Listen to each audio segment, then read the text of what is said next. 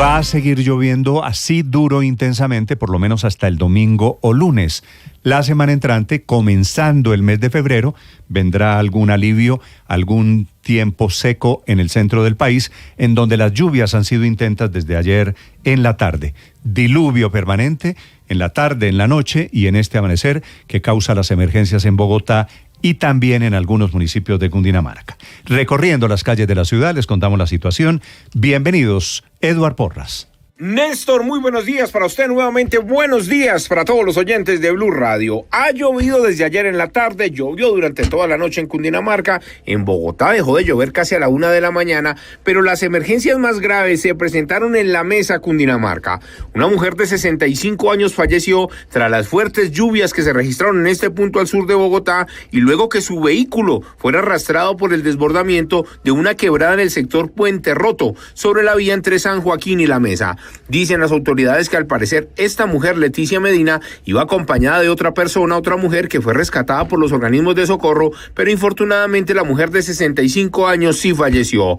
Emergencia que fue en ese punto de La Mesa, pero en los municipios cercanos se presentaron deslizamientos, caída de árboles, caída de muros y hasta algunos postes de la energía que fueron superados rápidamente por los organismos de socorro de Cundinamarca.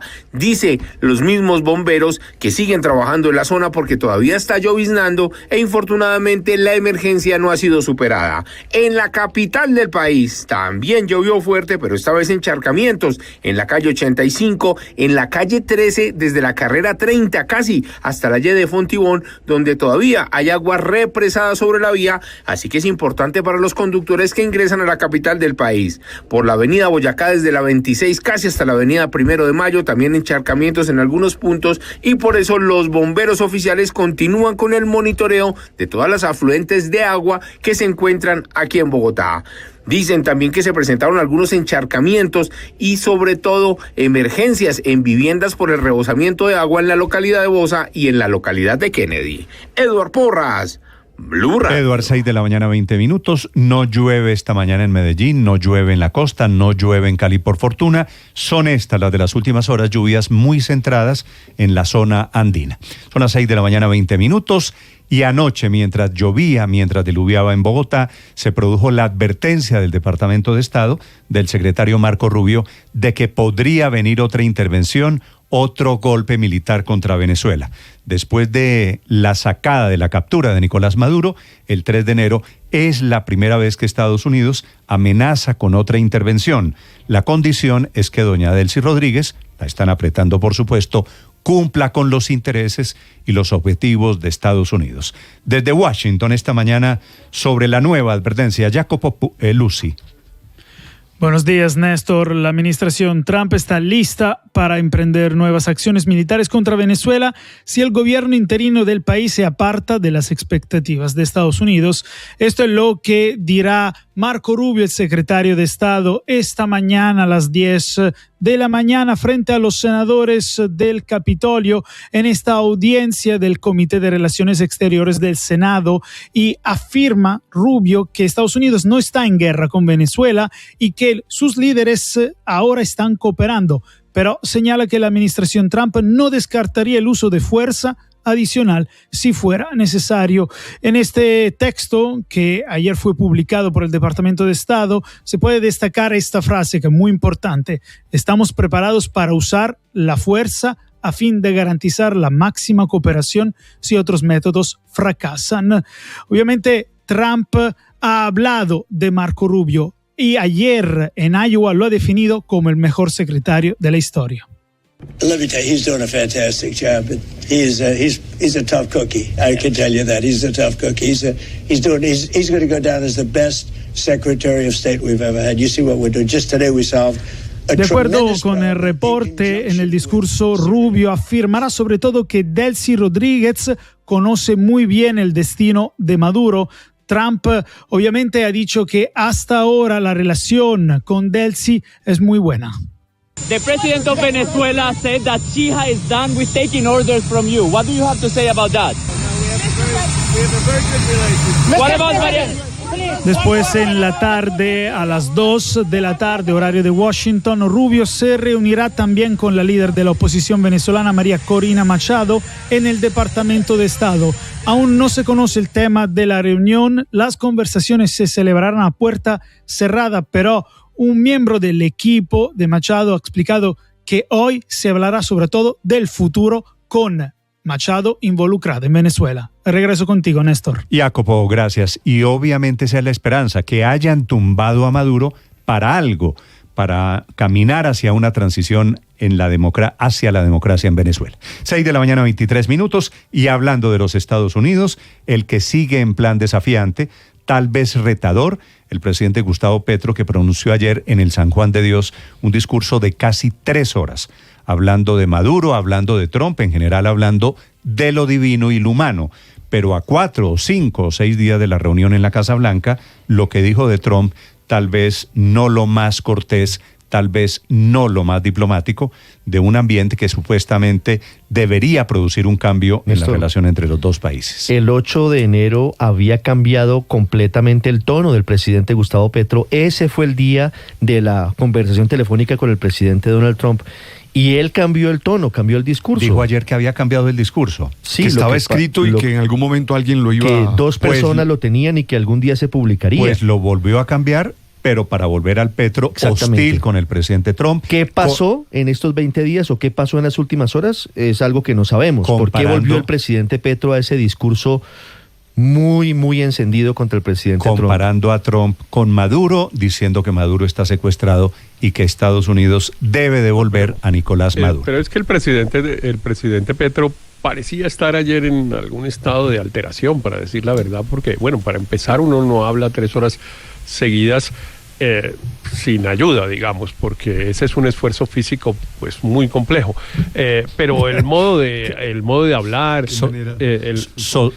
sospecho lo que usted quiere decir, don Héctor. ¿Qué manera? Pues, no, pero es académica. No, evidentemente es un estado de alteración, eso pero además había que escuchar el tono del presidente para darse cuenta de eso. Todos lo sabemos, pero nadie lo dice, pues. Claro, no, pero yo creo que sí hay que decirlo, porque además la verdad es que cuando usted compara a este presidente Petro con el que veníamos teniendo las semanas anteriores, pues es muy distinto. Claro, uno puede o no estar de acuerdo con las cosas que él dice, pero cuando no está en un estado como el que estaba ayer, pues él dice unas cosas que, me atrevo, que son Héctor, incluso inteligentes, algunas, así uno no las comparta. No me atrevo porque puedo Néstor, compartir con usted, pero no me atrevo a decir que el presidente Petro estaba así o asá. Lo que pasa es que como la pregunta es ¿por qué cambió de tono? Mi respuesta es esa. Yo creo que, francamente, estaba dopado, digamos. Que un estado de alteración se llama más elegantemente, que lo hizo decir las cosas que dijo, desilvanadas, nada que ver unas con las otras, dificultades de dicción, en fin. Yo sí creo que esa es la respuesta a la pregunta que todos tenemos. Eso sí lo puedo decir. ¿Por qué cambia esta actitud 4 o 5 días antes? El discurso del presidente, siguiendo esta cosa que ya es una costumbre terrible, el presidente Petro, que no prepara los discursos y comienza a hablar de lo primero que se le viene a la cabeza. Y se le vino a la cabeza su capacidad amatoria. Y ya les voy a contar, habló de Jesús, de Jesucristo, habló de María Magdalena, habló de túneles misteriosos en Bogotá, habló absolutamente de todo, porque el discurso duró 3 horas, 2 horas y 55 minutos para ser exacto.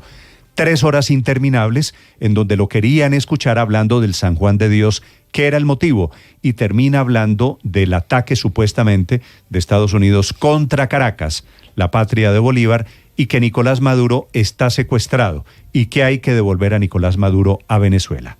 Miguel Cardosa. Hola Néstor, buenos días. Gustavo Petro defendió al dictador Nicolás Maduro al asegurar que está secuestrado y cuestionó el bombardeo a sedes estratégicas del régimen para lograr la captura en Caracas. Aunque ya lo había defendido, ahora, además de hacerlo directamente, en esta ocasión llama la atención que las palabras llegan a una semana del encuentro, el cual buscó su gobierno con el presidente de Estados Unidos, Donald Trump. Ese pronunciamiento llegó durante la entrega del Hospital San Juan de Dios en Bogotá, ahora destinado a la vejez, pero casi nada habló de ese tema. Bombardear a Caracas, la patria de Bolívar, eso no es un acto contra Trump, contra Maduro, que se parecen igual porque creen en el petróleo como Uribe. Son iguales, pero tienen que devolverlo y que lo juzgue un tribunal venezolano, no estadounidense. Pero juzgar a Maduro en Venezuela es jurídicamente inviable, al menos en la actualidad, porque la justicia en ese país no es independiente. Por lo tanto, allá no tiene causas judiciales abiertas. Y siguiendo con tono desafiante frente a Estados Unidos, Petro hizo referencia a que él iba a responder convocando a los militares a la Casa de Nariño el 9 de enero, día que se concretó la llamada con el presidente estadounidense, porque dio a entender que temía una acción militar en su contra. Pero como se logró la llamada, le quitaron las 2 páginas que tenía listas para leer frente a sus seguidores. El día que Petro cayera en el palacio cuidando la espada de Bolívar. E iba a invitar a todos los soldados de Colombia que con permiso o sin permiso llegaran con el fusil y las municiones para convertirse en guardias libertadoras al lado del batallón guardia presidencial que fundó Bolívar.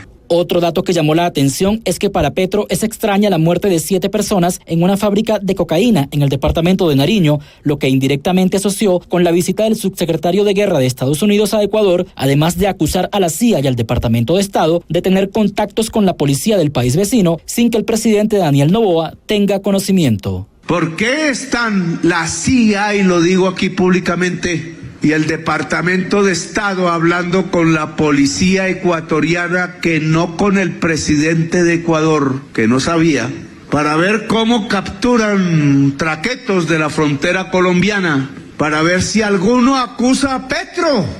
Saliendo del plano internacional, el mandatario acusó a la exministra de Transporte, María Constanza García, y a varias amigas suyas, incluyendo funcionarios de la Agencia Nacional de Infraestructura, ANI, de ser amantes de la visión tecnológica del exalcalde de Bogotá, Enrique Peñalosa, y por eso traicionaron su modelo de ciudad. Eso lo dijo al hacer múltiples señalamientos al uso de cemento para favorecer a los millonarios. Pero también dejó espacio para los colombianos en el exterior y los invitó a regresar al país porque, según él, reciben trato de esclavos. Los están tratando como esclavos y como perros, cazándolos en las calles. A ellas y a ellos. Corren por las calles tratando de que no los cojan. Y separan a los niños de los padres y los niños son cogidos. Y es una aberración humana. El mandatario parece dejar de lado la diplomacia, o algunos lo interpretan como una declaración intencionada para que se suspenda la reunión con el presidente Donald Trump y así no tener que ceder a las exigencias estadounidenses, además de tener espacio para la retórica en medio de un país polarizado, algo que funciona en medio de la campaña electoral. Miguel Cardosa, Blue Radio.